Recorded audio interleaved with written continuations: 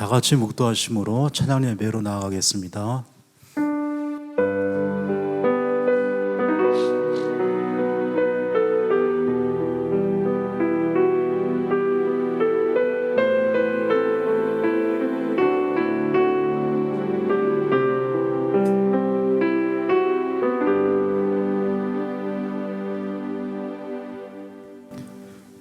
글로리아 찬양팀 인도로 찬양 부르겠습니다.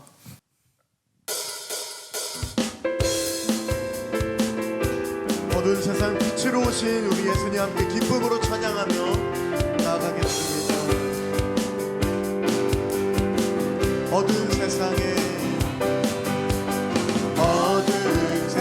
빛으로 예수여, 어두운 세상을 밝히러 오신 예수여, 나의 어두운 마음속에 들어오셔서 나의 어둠만 밝혀주소서. 한 번 더 고백합니다. 어두운 세상에 빛으로 오신 예수여, 어두운 세상에 밝히러 오신 예수여, 나의 어두운 마음속에 들어오셔서 나의 걸음만 밝혀주소서. 빛으로 오신 예수여, 빛으로 오신 예수여, 빛으로 오신 예수여, 나의 어둠만 밝혀주소서. 죄악된 세상에 빛으로 오신 예수여, 죄악된 세상을 밝히러 오신 예수여, 나의 더러운 마음속에 들어오셔서 나의 더러운 맘 씻어주소서. 빛으로 오신 예수여, 빛으로 오신 예수여, 빛으로 오신 나의 어두운 맘 빛으로 밝혀주소서. 어두운 세상에 빛으로 오신 예수여, 어두운 세상에 밝히러 오신 예수여, 나의 어두운 마음속에 들어오셔서 나의 어둠만 밝혀주소서. 빛으로 오신 예수님,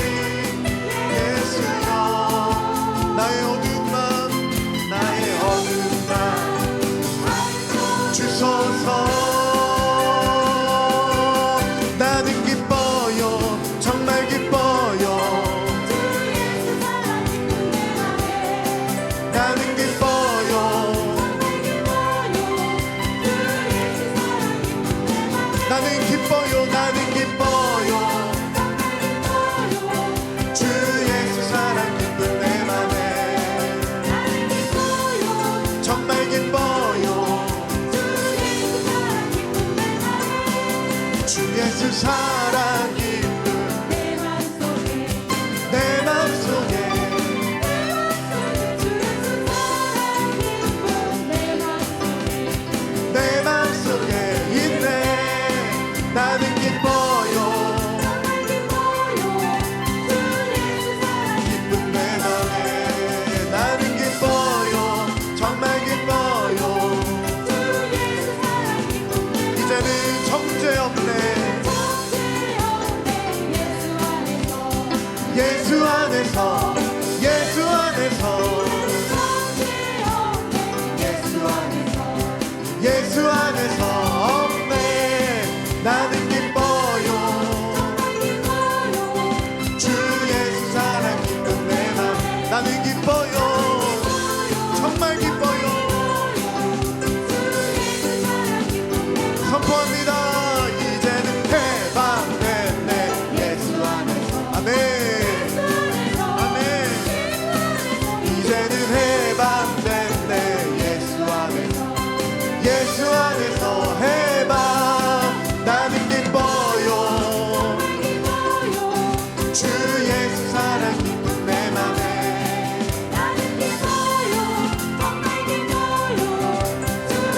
우리에게 자유를 주신 주님 바라보며 3절 이제는 해방됐네.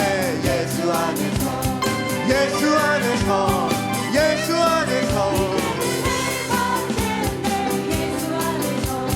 예수 안에서 해방. 나는 기뻐요.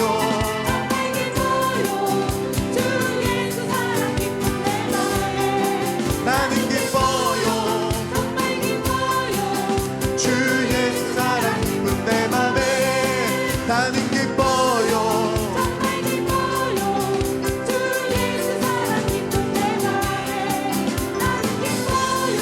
정말 기뻐요. 주 예수 사랑 나는 기뻐요. 나는 기뻐요.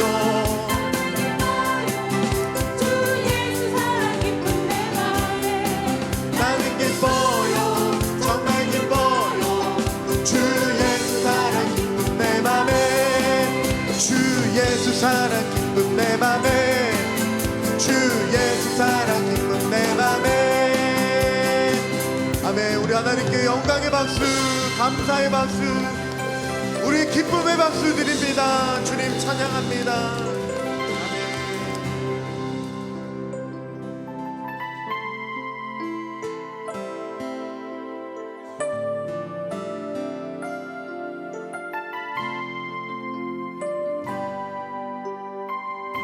예수 사랑합니다. 예수 사랑해요. 나 주 앞에 엎드려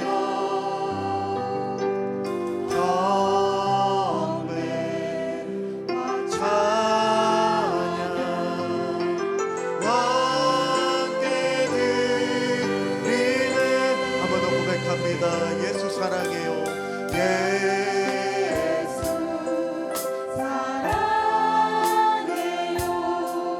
나 주 앞에 엎드려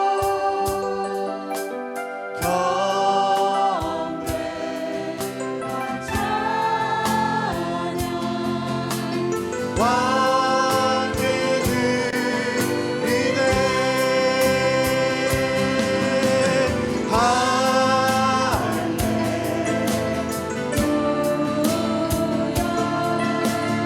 할렐루야. 3절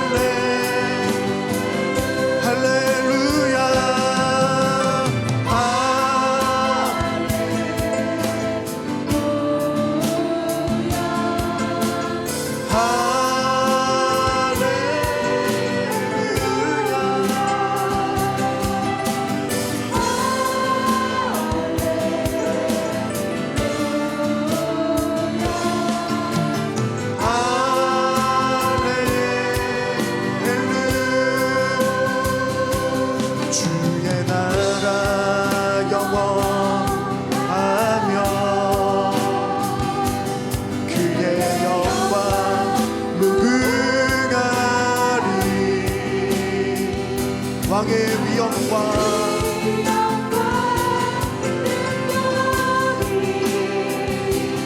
이제 임하였으니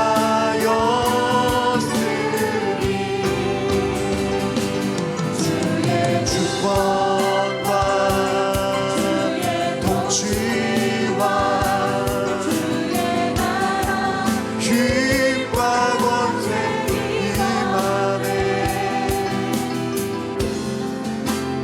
예수 하나님의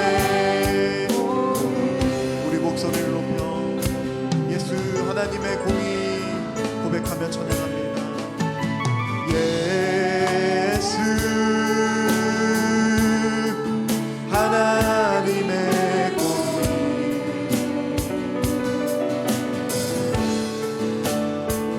주복생자 내 나라 임하시네.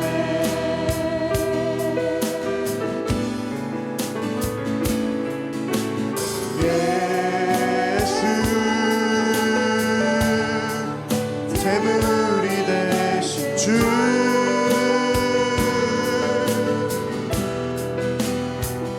영광 중에 내 나라 임하시네.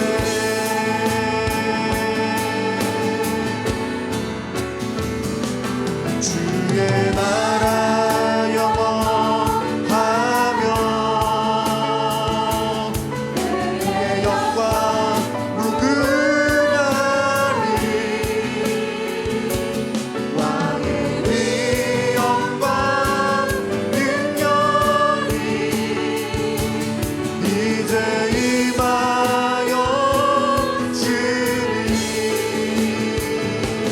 주의 주권과 주의 나라 힘과 권세 임하네. 예수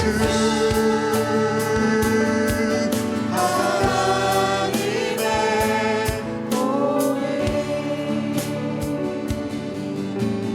예수 하나님의 사랑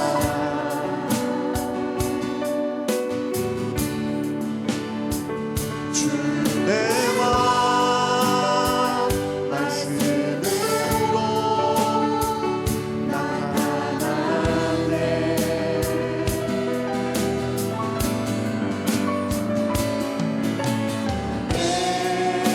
예수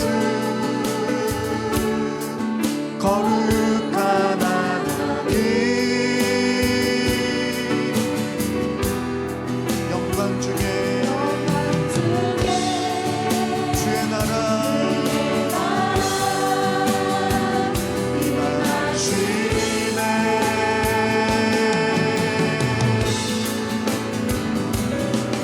그의 나라 영원하며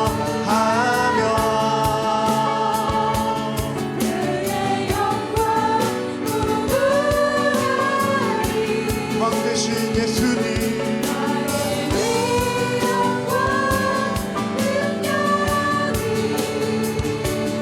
이제 임하였으니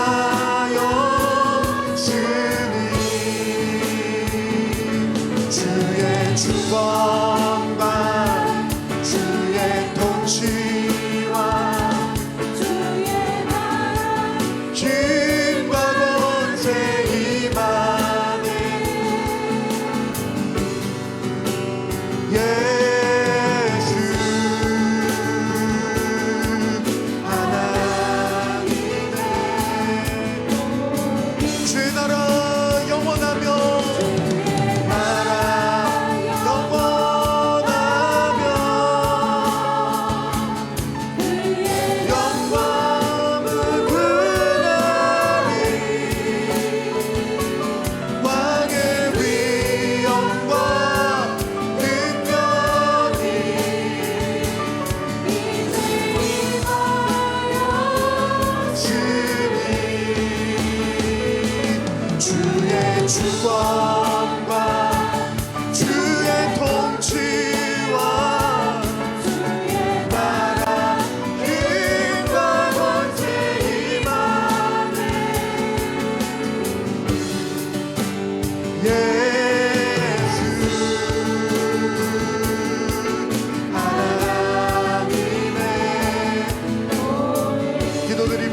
기도하겠습니다. 우리를 위하여 이 땅에 오신 예수님, 어둠 가운데 빛으로 오신 예수님, 죄악된 우리 마음 가운데 찾아와 주신 예수님, 주님을 기다리며 고대하며 나아가는 대림절을 보내며 우리에게 임하여 주실 그 성탄의 기쁨과 감격이 날마다 우리의 삶 가운데 넘쳐날 수 있도록 도와주시고, 무엇보다 오늘 찬양 예배를 통하여서 하나님 앞에 고백하며 나아가는 우리의 심령 위에 주님을 향한 기쁨과 감사함이 또 감격이 우리 안에 충만하게 넘쳐날 수 있도록 임하여 주시옵소서. 임자여 주시옵소서. 하나님의 놀라운 은혜로 덮어 주시옵소서. 우리 함께 예수님을 바라보며 기도하며 나아가겠습니다. 살아계신 부활하신 우리에게 찾아오신 하나님 성육신하신 예수님을 온전히 바라보며 의지하며 주께로 나가기를 소망합니다. 우리를 위하여 이 땅에 오신 예수님을 높여드리기를 원하오니 하나님께서 함께하여 주시고 있다.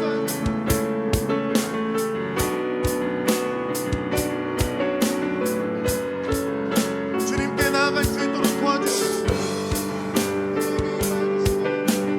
하나님을 온전히 바라보며 나아갈 수 있는 그런 대림절 되게 해주시고 주님 오심을 기다리는 마음을 품고 나아갈 수 있도록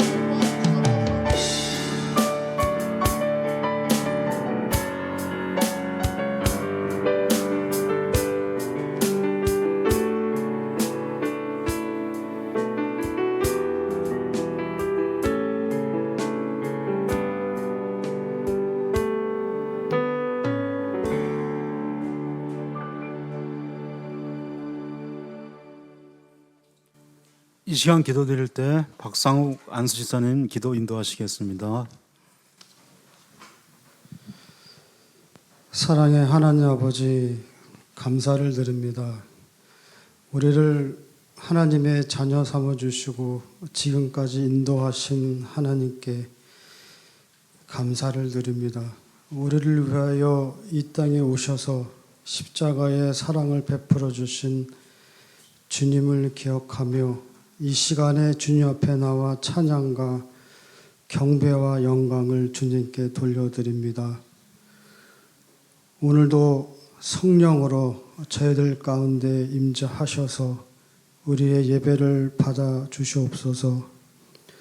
사랑의 하나님 아버지, 한 해 동안 저희들을 인도하여 주시고 풍성한 사랑으로 모든 것을 채워 주셨건만 연약하고 부족한 저희는 주님 앞에 부끄러운 모습만 보일 뿐이었습니다.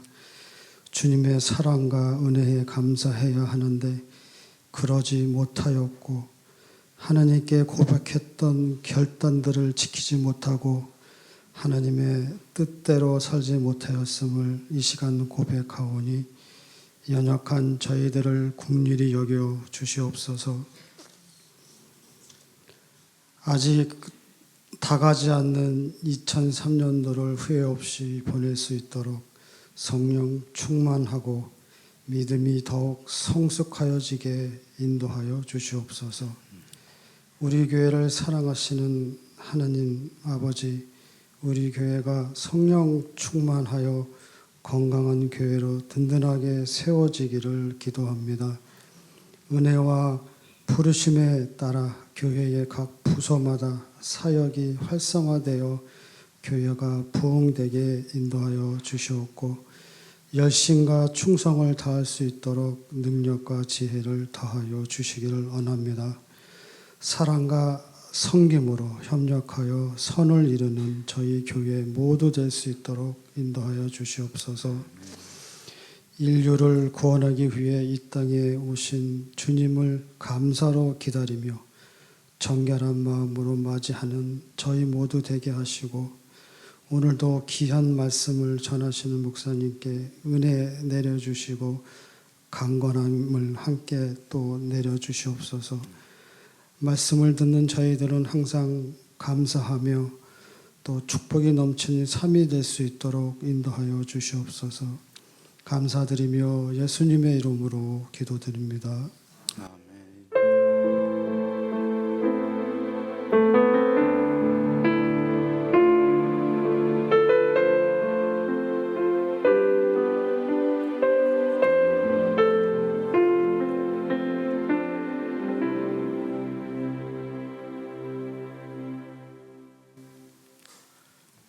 오늘 주신 하나님의 말씀은 레위기 1장 1절로 9절까지입니다.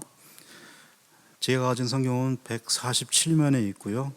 한 절씩 교독하고 마지막 절은 다 같이 봉독하도록 하겠습니다. 여호와께서 회막에서 모세를 부르시고 그에게 말씀하여 이르시되 이스라엘 자손에게 말하여 이르라. 너희 중에 누구든지 여호와께 예물을 드리려거든 가축 중에서 소나 양으로 예물을 드릴지니라. 그 예물이 소의 번제이면 흠없는 수컷으로 회막문에서 여호와 앞에 기쁘게 받으시도록 드릴지니라. 그는 번제물의 머리에 안수할지니 그를 위하여 기쁘게 받으심이 되어 그를 위하여 속죄가 될 것이라. 그는 여호와 앞에서 그 수송아지를 잡을 것이요 아론의 자손 제사장들은 그 피를 가져다가 회막문 앞 제단 사방에 뿌릴 것이며 그는 또 그 번제물의 가죽을 벗기고 각을 뜰 것이요 제사장 아론의 자손들은 제단 위에 불을 붙이고 불 위에 나무를 벌려놓고 그 뜬 각과 머리와 기름을 제단 위에 불 위에 있는 나무에 버려 놓을 것이며 그 내장과 정강이를 물로 씻을 것이요 제사장은 그 전부를 제단 위에서 불살라 번제를 드릴지니 이는 화제라 여호와께서 향기로운 냄새니라. 아멘. 목사님 나오셔서 말씀 전하시고요. 성경 공부하시는 분들은 각자 흩어져서 성경 공부하도록 하겠습니다. 네, 계속해서 예수님의 제자 학교를 하면서 에스라 성경 과정도 우리 집사님 안수 장로님과 안수 집사님들 계속해서 이어서 하도록 그렇게 하겠습니다. 오늘은 따로 복사물이 없습니다. 네, 따로 복사물이 없고 오늘은 지난주에 했던 참된 예배 그 내용들을 좀 추가해서 몇 가지를 함께 나누려고 합니다. 자, 우리가 예배를 드리는데요. 자, 예수님을 이제 믿고 또 구원받은 그리고 또 예수님을 따르는 제자가 가장 먼저 해야 될 것은 다름 아닌 바로 예배입니다. 자, 그런데 안타깝게도 우리 예배가 어떠합니까? 예배가 종교적인 의무로 그렇게 되기도 하고 우리 지난주에 말씀을 드리지 못했던 부분들 가지고 또 계속해서 이렇게 예배에 대해서 함께 나누려고 합니다. 자, 조금 화면을 또 띄우려면 좀 시간이 걸리기 때문에 이제 몇 가지를 말씀드리겠습니다. 자, 우리가 예배에 대해서 오해하는 것이 두 가지가 있다고 했습니다. 예배는 종교적인 의무가 아니죠. 우리가 하나님의 백성이기 때문에 당연히 그렇게 예배를 드려야 되지만 그러나 그 예배가 종교적인 의무가 되게 되면 예배는 어떻게 됩니까? 형식화되게 되는 것이죠. 또 습관화되게 되고 또 온전한 예배를 드릴 수 없게 됩니다.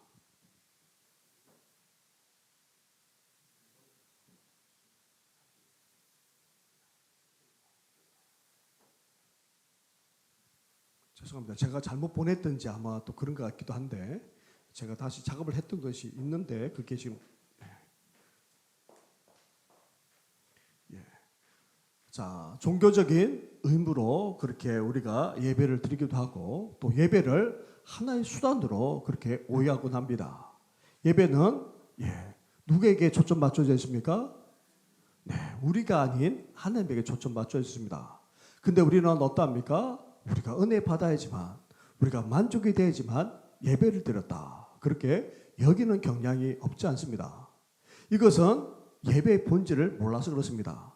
우리가 하나님께 예배 드리게 되면 하나님 앞에 진정으로 예배하고 영광 올려드리게 되면 그 결과로 우리가 어떻게 됩니까? 만족하지 않을 수 없습니다. 그것이 우리에게 유익이 되고 더 나아가 은혜가 되지 않을 수 없는 것이죠.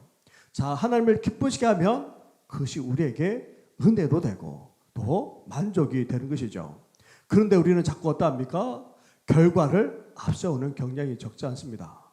결과로 우리가 나아가는 경향도 없지 않다는 말입니다. 자, 예배는 종교적인 의무도 아닙니다. 그리고 종교적인 수단도 아닙니다. 은혜를 받기 위한 수단으로 들어서는 안 됩니다. 자, 예배가 무엇입니까? 첫 번째로 예배는 따라하겠습니다. 최상의 가치를 하나님께 드리는 것이다. 예, 그렇습니다. 우리가 할 수 있는 최상의 가치를 하나님께 드리는 것이 예배입니다. 그래서 하나님을 하나님으로 고백하면서 그 하나님 앞에 온전히 겸손히 낮아진 가운데 그분만을 높여드리는 것이 바로 예배이죠. 또 그러면서 또 예배가 어떠합니까? 네, 준비가 됐나요? 네. 자, 예. 자, 두 번째, 하나님을 하나님으로 섬기는 행위일 뿐 아니라, 세 번째, 하나님의 창조의 사역, 그리고 구원의 사역에 대해서 감격하여 응답해서 드린 것이 예배입니다. 따라서 이렇게 예배를 드리게 되면 예배 가운데 어떻게 됩니까? 그러한 하나님을 만나게 되는 것이죠. 자, 예배는 창조 때부터서 이미 우리에게 주어진 것입니다. 창조의 목적인 것이죠. 예배는 누구의 것입니까? 네, 하나님의 것입니다. 하나님은 누구를 찾고 계십니까? 참된 예배자를 찾고 있습니다. 예배는 왜 드립니까? 하나님을 기쁘시게 하기 위해서. 그래서 하나님은 그러한 예배를 어떻게 여기십니까? 소중하게 여기십니다. 이렇게 우리가 창조되고 또 구원받은 목적도 다름 아닌 하나님을 예배하기 위함이고, 하나님께서는 진정으로 참된 예배자를 찾고 있을 뿐만 아니라 하나님을 온전히 기쁘게 드릴 때에 하나님은 그 예배를 소중하게 여기신다, 그렇게 말씀합니다.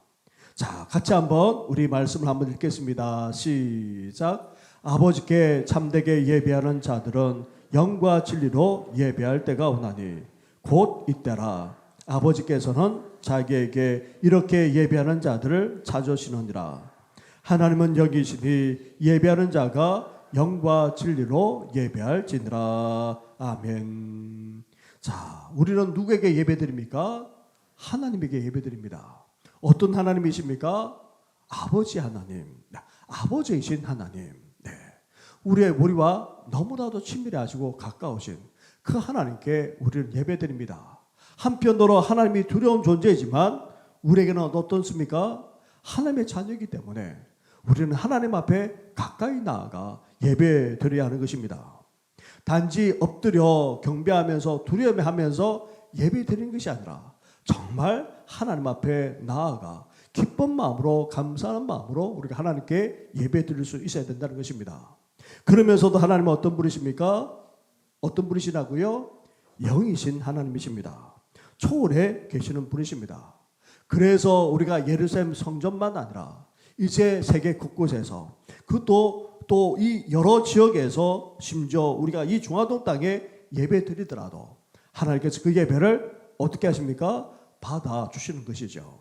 자, 그렇다면 우리가 하나님께 어떻게 예배 드려야 됩니까? 두 가지입니다. 첫 번째로 영으로. 영이란 말의 의미가 뭐라고요? 몸만이 아닌 마음까지. 네. 우리 몸만 아니라 마음까지도 하나님 앞에 예배 드려야 됩니다. 그리고 진리로 예배 드려야 됩니다. 정성을 다하는 정도를 넘어서 하나님이 주신 모든 말씀을 다 진리로, 우리가 원하던 원치 않는 말씀이든 간에 심지어 축복의 말씀만 아니라 우리를 책망하는 그 말씀까지도 다 우리는 어떻게 됩니까? 아멘으로 화답하면서 그 말씀대로 살아나가야 하는 것입니다. 그럴 때에 그것이 진정한 예배가 된다 말씀을 드렸습니다.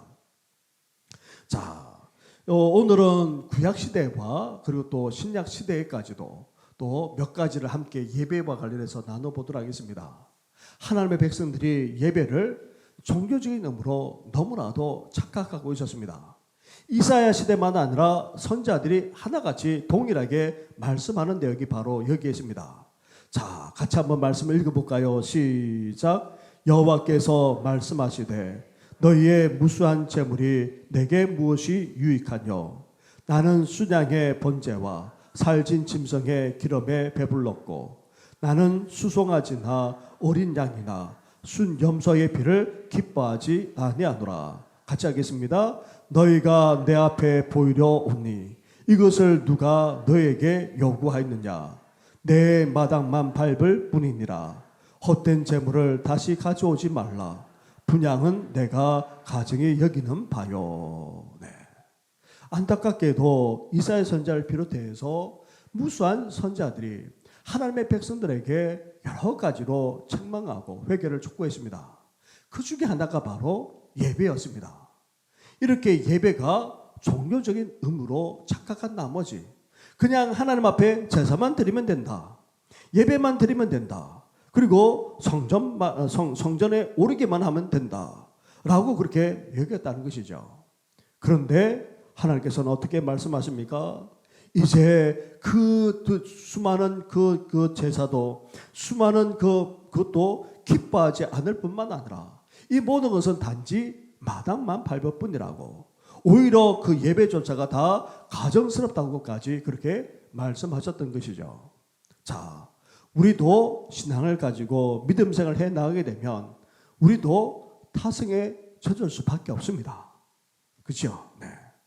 왜 평생 예배를 드려봤기 때문에 예배 자체에 대해서 감격도 없이 감사도 없이 기쁨도 없이 그냥 주기적으로 참여하는 것으로 그렇게 될 때가 적지 않습니다. 예. 우리도 예배가 종교적인 의무로 언제든지 전락할 수가 있습니다. 우리가 이것을 캐치해야 되고 또 이것에 대해서 우리가 민감할 수 있어야 됩니다. 이렇게 타성에 젖어서 습관적으로 드린 예배는 단지 종교적인 행위로서 하는 예배에 지나지 않는다. 우리 주님께서 이사야 선지자만 아니라 여러 선지자를 통해서 계속해서 말씀하고 있는 그런 내용입니다. 그래서 여러 가지 이 예배에 대해 예배를 잘못 드리고 더 나아가 온갖 율법을 지키지 못하고 범죄함으로 말미암아 하나님의 백성들이 결국 어떻게 됐습니까?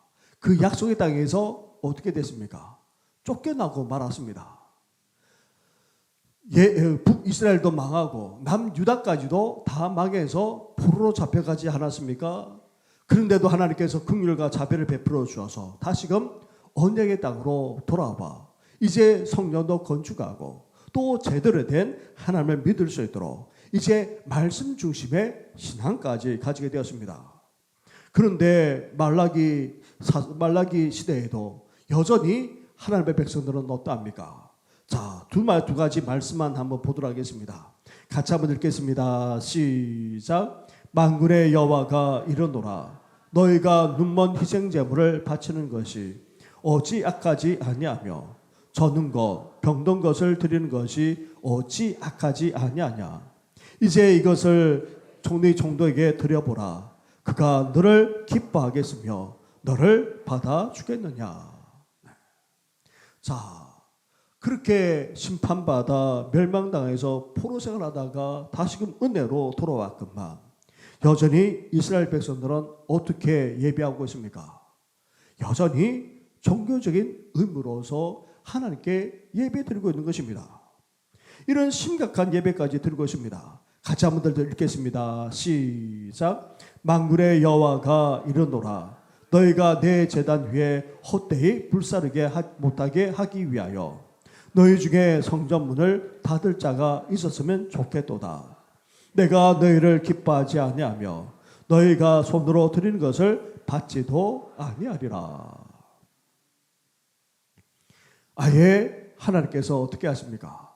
정말 포로로 잡혀갔다가 돌아와서 다시금 약속의 땅에 생활해 나갈 뿐 아니라 다시금 성전도 건축하지 않았습니까? 스룹바벨 성전을 건축하지 않았습니까? 정말 눈물의 성전을 건축했습니다.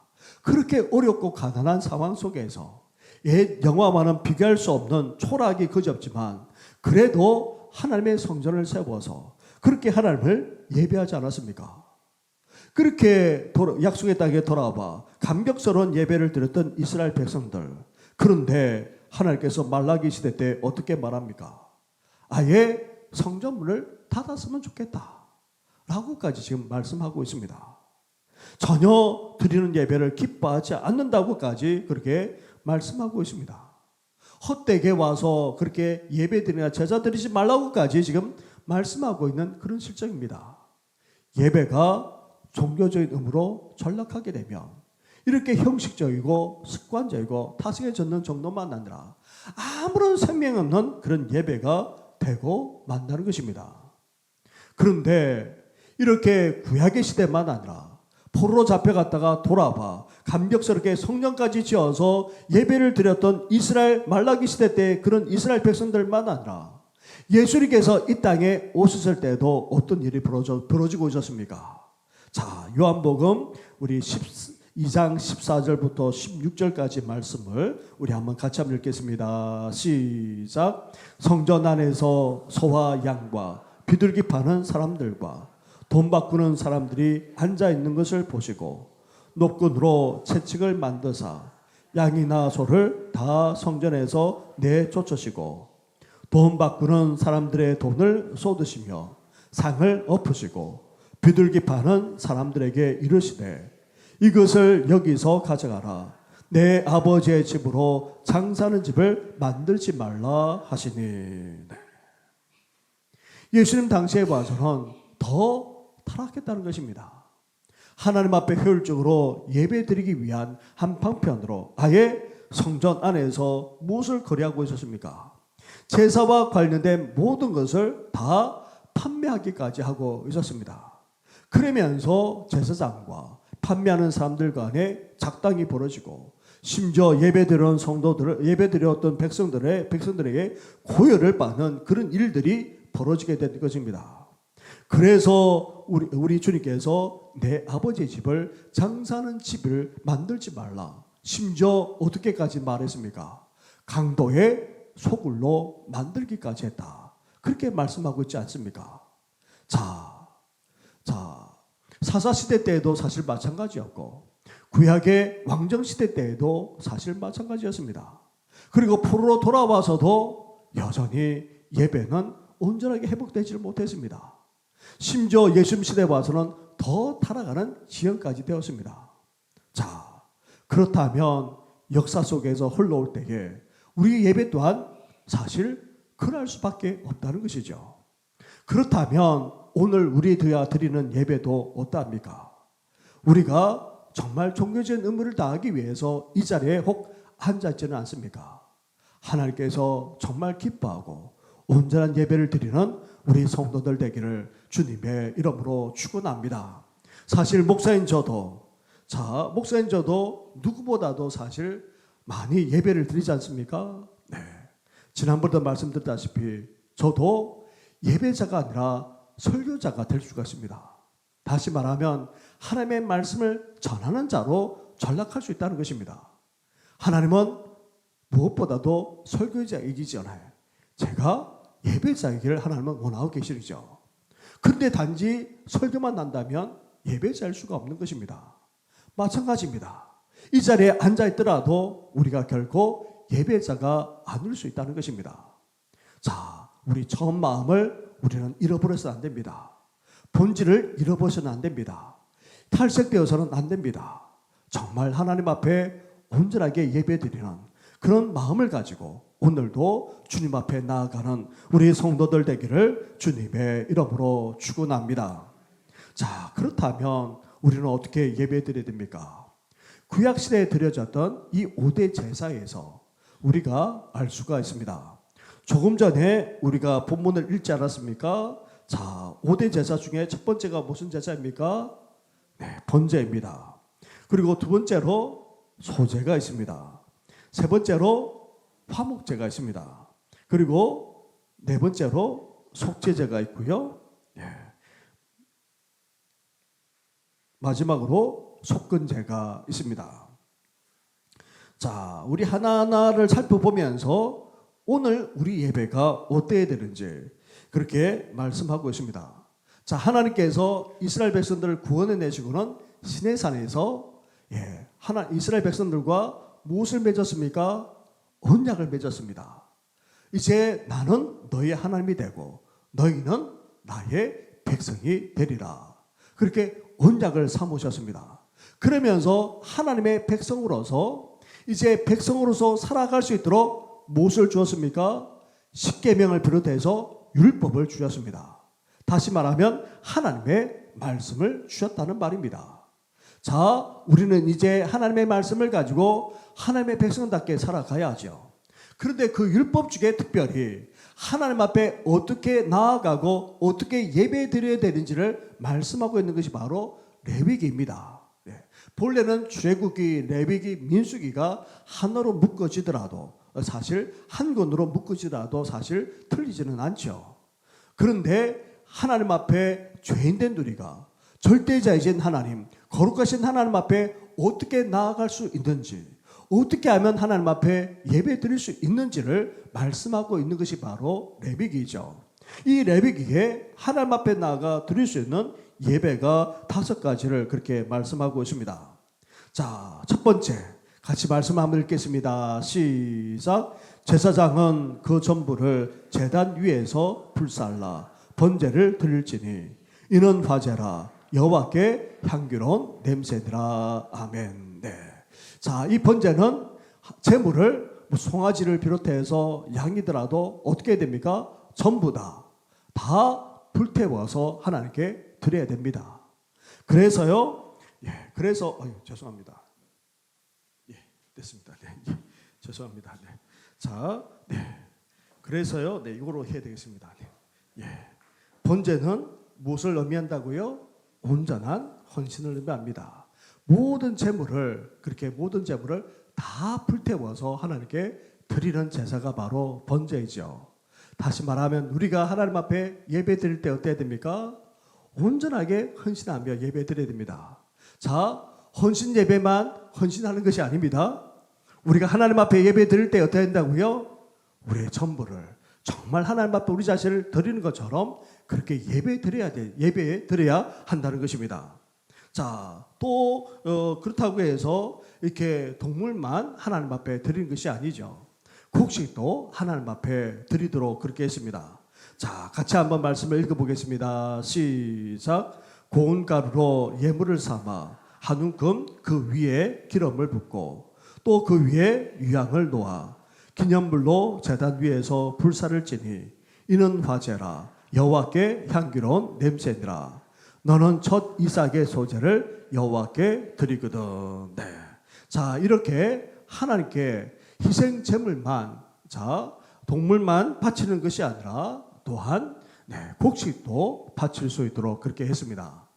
이 곡식은요, 자, 특별히 밑에서 보게 되면 첫 이삭의 소재를 하나님께 드릴 것을 그렇게 말하고 있죠.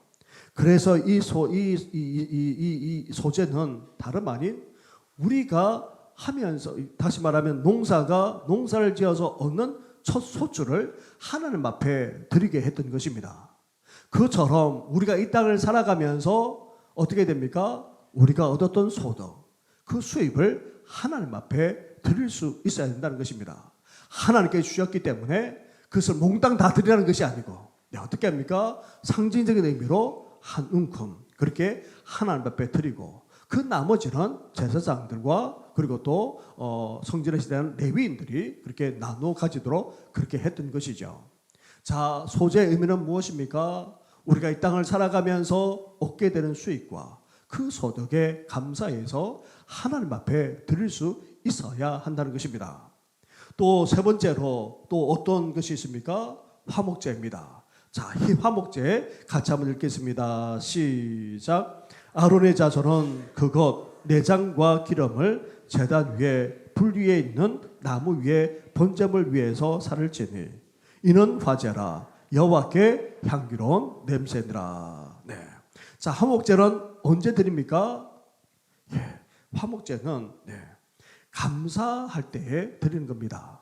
우리가 이 땅을 살아가면서 하나님의 은혜와 하나님의 구원과 하나님께 베풀어 주신 것에 대해서 너무나도 감사할 때에 하나님 앞에 드리는 것이죠. 그래서 드릴 때에 어떻게 합니까? 자, 희생제물을 드리는데 희생제물 전체를 다 드리는 것이 아니라 그 안에 있는 내장과 기름만 제단에 불태워서 드렸던 것입니다. 그리고는 그 희생제물을 어떻게 했습니까? 이웃들과 함께 나누게 했던 것이죠. 자, 감사하기 때문에 하나님 앞에 상징적인 의미로 내장과 기름을 드리고 그것을 이웃들과 함께 나누면서 잔치하고 또 축제하고 또 나누기까지 했던 것입니다. 자, 우리 예배도 그래야 한다는 것이죠. 그래서 하나님께서 우리에게 베푸신 창조의 역사만 아니라 구원의 역사에 대해서 우리는 감사할 뿐 아니라 그 은혜를 우리는 또 어때야 됩니까? 이상 사람들과 함께 나누면서 그렇게 해야 된다는 의미가 이 화목제 속에 담겨져 있는 것입니다. 자, 네 번째로 속죄제입니다. 자, 속죄제 같이 한번 하겠습니다. 시작. 그 제물 순염소 어린 양 등에 안수하고 그 속죄 제물의 피를 손가락에 찍어 번제단 뿔들에 바르고 그 피는 번제단 밑에 쏟고 그를 위하여 속죄한즉 그가 사함을 얻으리라. 네. 자, 이 속죄제는 언제 드리냐면 하나님의 분명한 계명을 어겼을 때에 회개하는 마음으로 하나님 앞에 드린 것이 바로 속죄제입니다. 그런데 이 속죄제와 유형이 비슷한 제사가 있습니다. 무엇입니까? 속건제입니다. 그런데 이 속죄제와 달리 속건제는 언제 드립니까? 부지 중에 범죄하였으면 이라고 말씀하고 있습니다. 앞에서는 분명하게 하나님의 계명인 것을 알면서도 저질러섰을 때에 그렇게 회개하는 마음으로 하나님 앞에 제사를 드리겠고, 이것은 어떠합니까? 부지 중에 전혀 생각지도 못한 상황이거나 아니면 죄를 지으려고 하지 않았는데 그럴 수밖에 없는 그런 상황에 놓이거나, 아니 죄를 지었는지도 몰랐는데 지은 것이 떠오르게 되면 하나님 앞에 회개하는 마음으로 드렸던 것이 바로 속건제였던 것입니다.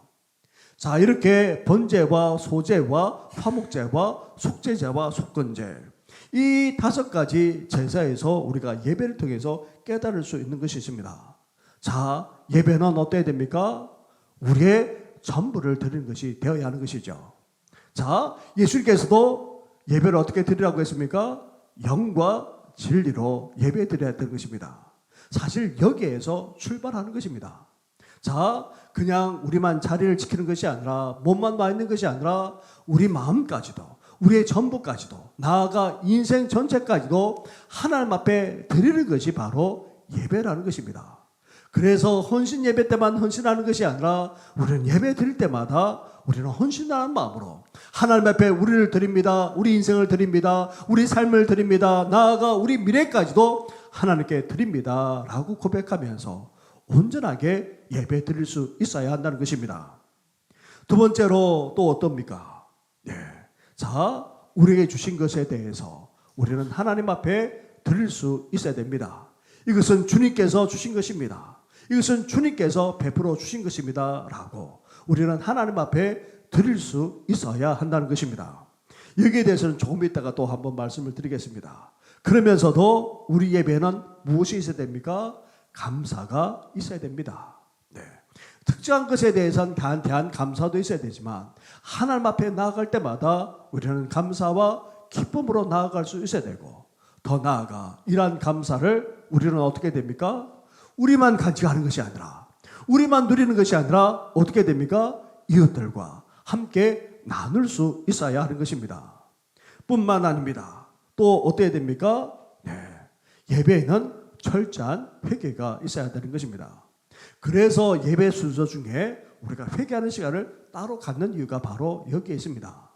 자, 우리가 하나님 앞에 나아가려면 우리가 철저한 회개가 있어야 한다는 것입니다. 그러면서도 이 5대 제사에서 우리가 빠뜨리지 않아야 될 것이 있습니다. 첫 번째로 무엇이라고요? 제물입니다. 예물입니다. 자, 하나님 앞에 나아가는데 하나님의 백성들이 빈손으로 나아가는 예배가 없습니다. 그렇죠? 자, 우리가 읽어보게 되면 5대 예배를 드리고 5가지 제사를 드리는데 심지어 아무리 가난한 자라 할지라도 산 비둘기 2마리나 아니면 집 비둘기, 어린 비둘기 2마리를 가지고 와서 하나님 앞에 드릴 것을 말합니다. 자, 하나님 앞에 그냥 나와서는 안 된다는 것입니다. 제가 그 네팔을 선교 여행을 많이 가졌습니다. 저희 있던 교회에서 의로 선교를 했기 때문에 거의 매년마다 네팔을 그렇게 다녀왔는데요. 또 인도도 마찬가지죠. 네팔이나 인도도 대부분 다 힌두교를 믿습니다. 힌두교에는 정말 수백의 신이 아니라 수백만 개의 그런 신이 있습니다. 그 중에서 인도 사람이나 네팔 사람들이 가장 많이 경배하고 가장 많이 무서워하는 신이 있습니다. 여신인데요. 제가 이름을 지금 까먹어버렸어요. 네. 네. 여신인데 이름을 까먹었는데 그 여신이 어떤 신이냐면 네, 저주의 신입니다. 다시 말하면 저주받지 않기 위해서, 재앙을 당하지 않기 위해서 인도 사람이나 네팔 사람이 이 신에게 얼마나 그렇게 예를 다하는지 모릅니다. 자, 병들었거나 어려움을 겪으면 더 이 신을 찾아가게 되죠. 네. 자, 보통 네팔이나 그렇게 또 인도를 가게 되면 그런 신이 제사를 드리는 곳이 있다고 해서 그렇게 가게 되는데, 저도 여러 차례 그렇게 그곳을 한번 가봤습니다. 자, 수백 미터 전부터서 어떻게 하냐면 다 신발을 벗습니다. 왜 그렇습니까? 신 앞에 가기 때문에 더러운 신발을 결코 신을 수 없는 것이죠. 중동이나 또 인도도 마찬가지인데요. 네. 자, 길거리가 너무 더럽습니다. 그죠? 네. 또 너무 더럽습니다. 그러니까 더러운 상태로는 하나님 앞에 그 더러운 신발은 더럽다는 것을 상징하는 것이죠. 그래서 더러운 것을 신은 채 갈 수가 없기 때문에, 그래서 수백 미터 전부터서 신발을 벗고 그렇게 벗습니다. 근데 제가 가보니까요, 정말 구중물도 그렇고 정말 더럽게 그지없어요. 그런데 신발을 벗고 그 수백 미터를 걸어가게 되면 그 발이 더 더러울 것 같아요. 네. 그런데도 모두 다 신발을 다 벗습니다. 네. 유일하게 외국인인 저들만 신발을 신고 들어갑니다. 어떻게 또 제사를 드리는지 그 앞에까지도 가볼 수가 있게끔 그렇게 되어 있습니다.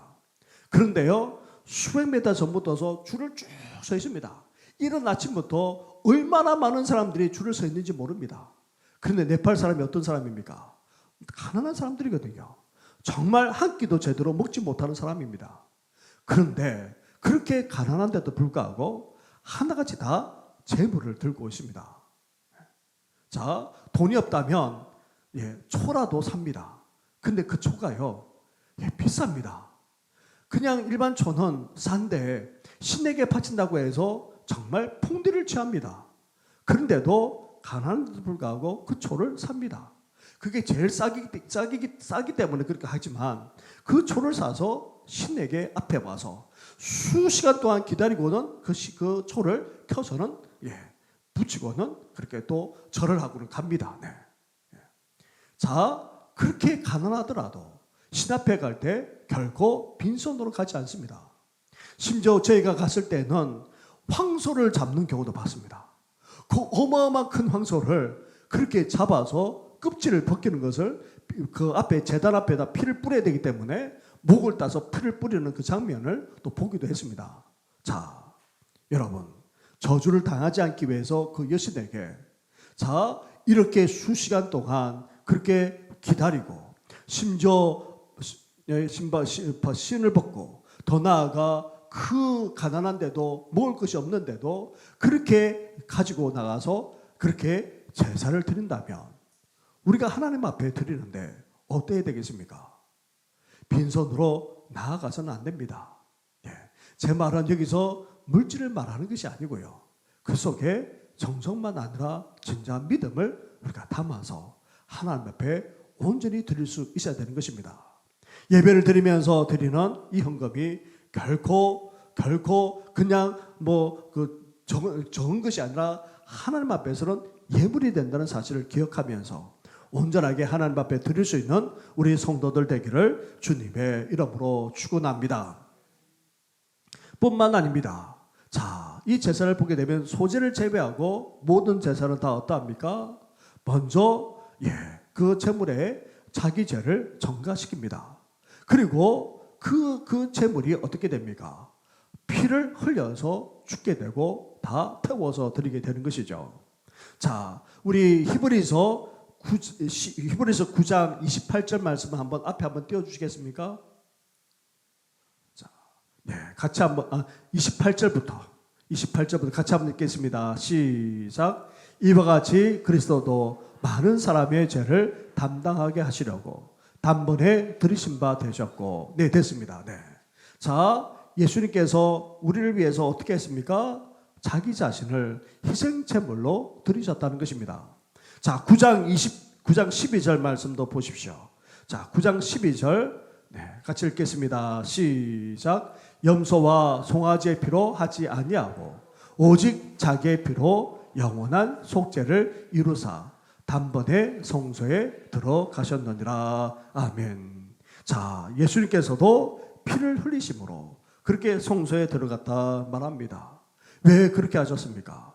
우리를 위해서 희생제물이 되신 것입니다.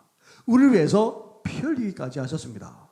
자, 우리가 죄인인 우리가 절대자 거룩하신 하나님 앞에 나아갈 수 있는 이유는 다름 아닌 희생제물이 우리 죄를 담당하고 그리고 대신 피 흘려서 죽었기 때문인 것이죠. 그런데 예수님께서 그러하셨다는 말입니다. 우리를 위해서 대신 죄의 짐을 지시고 우리를 위해서 그 죄의 대가인 피를 흘리기까지 하셨기 때문에 우리는 어떠합니까? 오늘도 주님 앞에 나아갈 수 있는 것입니다. 예수님의 보혈을 힘입어서 우리가 하나님 앞에 나아갈 수 있는 것입니다. 바라기는 이제 우리를 위해서 담당하시고 피 흘리기까지 하신 주님의 사랑과 그 은혜를 기억하면서 오늘도 주님의 보혈을 힘입어서 하나님 앞에 더욱더 담대하게 나아가는 우리 모든 심령 되기를 주님의 이름으로 축원합니다. 그러면서 또한 이 5가지 제사는 어떠합니까? 하나같이 불태워서 향기로 하나님 앞에 드린다는 것입니다. 다시 말하면 우리가 하나님께 드리는 이 예배를 그냥 우리가 종교적인 행위로 사는 것이 아니라 하나님께서 어떻게 하십니까? 자, 그 제물도 태워서 드리면 하나님께서 어떻게 하십니까? 그 냄새를 맡으신다 말합니다. 하나님 앞에 하늘에 계신 하나님 앞에 올려드리고 그 향기도 올려드립니다. 그것처럼 우리가 하나님 앞에 예배를 드리게 되면 하나님께서 어떻게 하신다는 것입니까?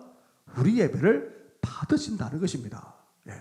우리 예배를 그냥 종교적인 행위로서 끝난 것으로 여긴 것이 아니고 우리 예배를 하나님께서 기뻐 받으신다는 그런 의미가 바로 여기에 있는 것입니다.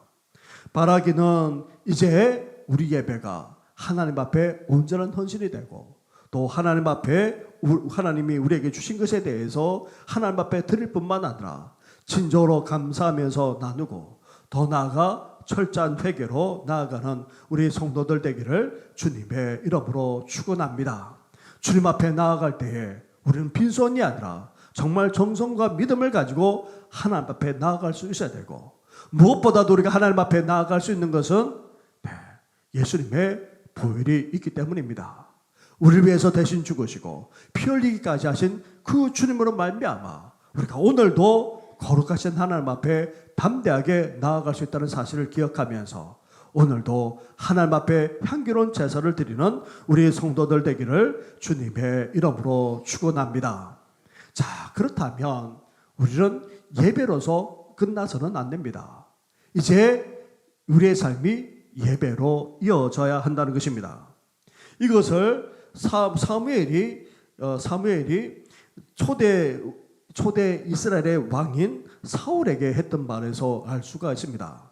자, 같이 한번 말씀을 읽어보겠습니다. 시작. 사무엘이 이르되 여호와께서 번제와 다른 제사를 그의 목소리를 청정하는 것을 좋아하심같이 좋아하시겠나이까. 순종이 제사보다 낫고 듣는 것이 순양의 기름보다 나으니 이는 거역하는 것은 점치는 죄와 같고 완고한 것은 사신 우상에게 절하는 죄와 같음이라. 왕이 여호와의 말씀을 버렸으므로 여호와께서도 왕을 부려 왕이 되지 못하게 하셨나이다. 아멘. 자, 단지 하나님 앞에 제사를 드리는 것으로 끝나서는 안 된다는 것입니다. 우리 예배도 마찬가지입니다. 이제 우리는 어때야 됩니까? 예배를 통하여서 새로운 마음, 새로운 결단, 새로운 순종으로 나아갈 수 있어야 됩니다.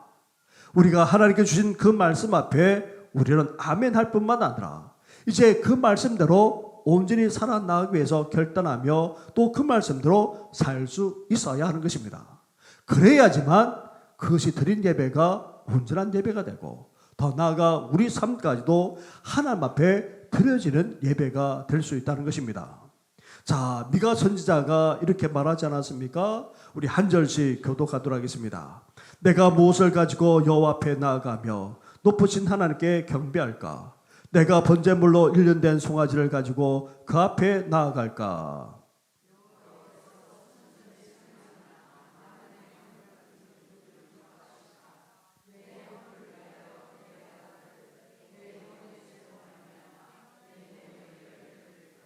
같이 하겠습니다. 사람아, 주께서 선한 것이 무엇임을 내게 보이셨나니 여호와께서 내게 구하시는 것은 오직 정의를 행하며 인자를 사랑하며 겸손하게 내 하나님과 함께 행하는 것이 아니냐. 네, 그렇습니다. 하나님께서 우리에게 원하는 진정한 예배, 진정한 제사는 그 예배로 그치는 것이 아니라 말씀합니다. 하나님 앞에 온전하게 예배를 드렸습니까? 하나님 앞에 참된 예배로 나아갑니까? 그렇다면 이제 우리 삶 자체도 예배가 되어야 한다는 것입니다. 정의를 행하고 그리고 인자를 사랑할 뿐 아니라 항상 겸손한 가운데 하나님과 동행하는 삶을 살아가는 것이야말로 진정한 예배의 삶이라고 말씀하고 있습니다. 로마서에서도 동일하게 말씀하고 있지 않습니까? 우리 로마서 12장 1절과 2절을 마지막으로 함께 같이 하겠습니다. 시작. 그러므로 형제들아, 내가 하나님의 모든 자비하심으로 너희를 권하노니 너희 몸을 하나님이 기뻐하시는 거룩한 산제물로 드리라. 이는 너희가 드릴 영적 예배니라.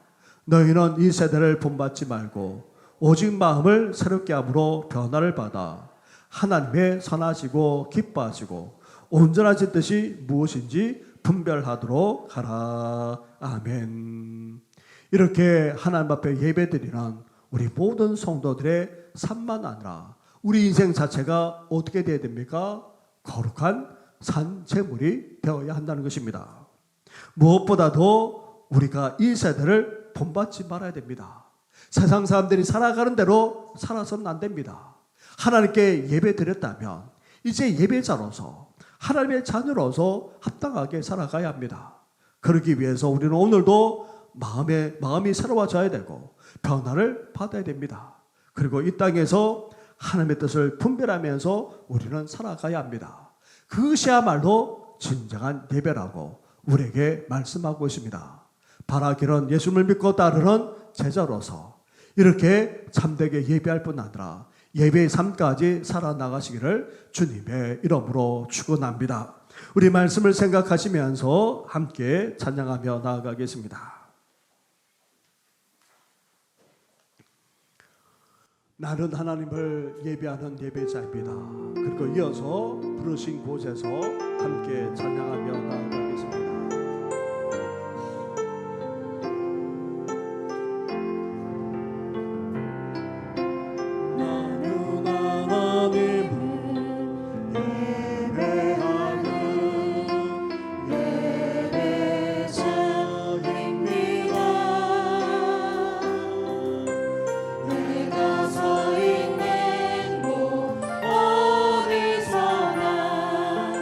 하나님을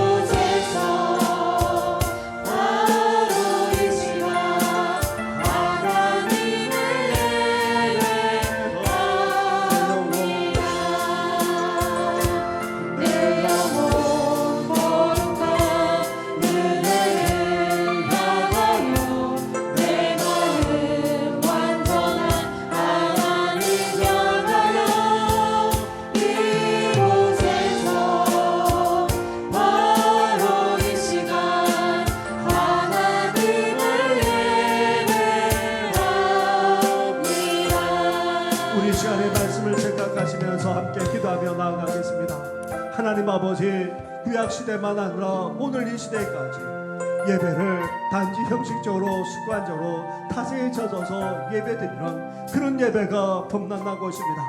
우리도 그럴 때가 적지 않습니다.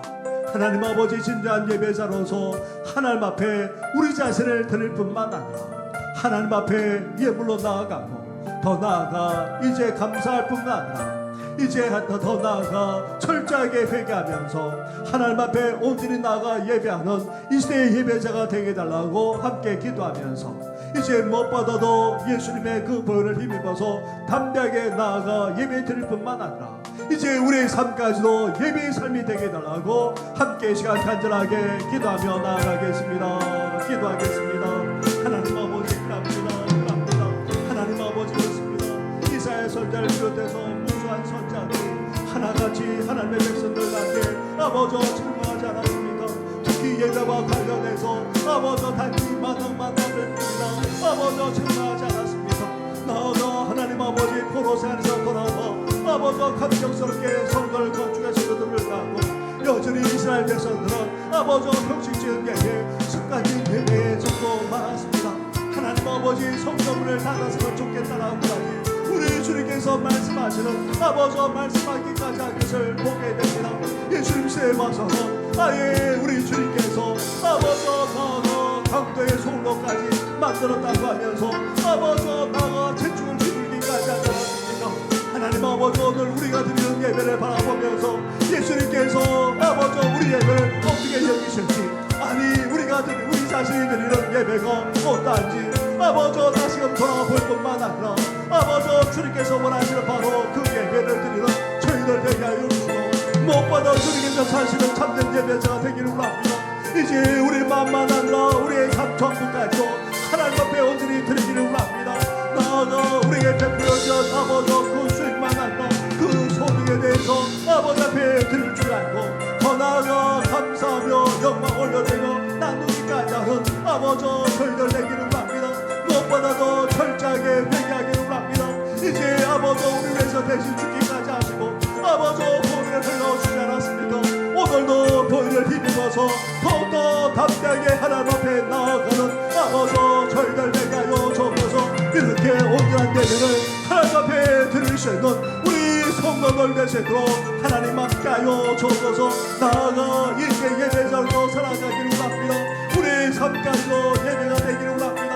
예배 드리는 것만으로 끝나는 것이 아니라 아버지 먹고 마시는 것만 아니라 가정에서 사회에서 직장에서 아버지 삶의 터전에서 나아가 일상 속에서 아버지 진짜 예배자답게 아버지 삶을 살아가시도록 하나님 함께하여 주옵소서. 우리 전부가 아버지 우리의 몸만 아니라 우리 삶의 전부가 진짜한 예배가 되게 하여 주시고 이제 하나님의 뜻을 분별할 것만 아니라 아버지 그 말씀대로 온전히 순종하며 살아나가는 저희들 되시도록 아버지 함께하여 주옵소서. 이 모든 것 예수님의 이름으로 기도드립니다. 우리 영혼이 중간부터서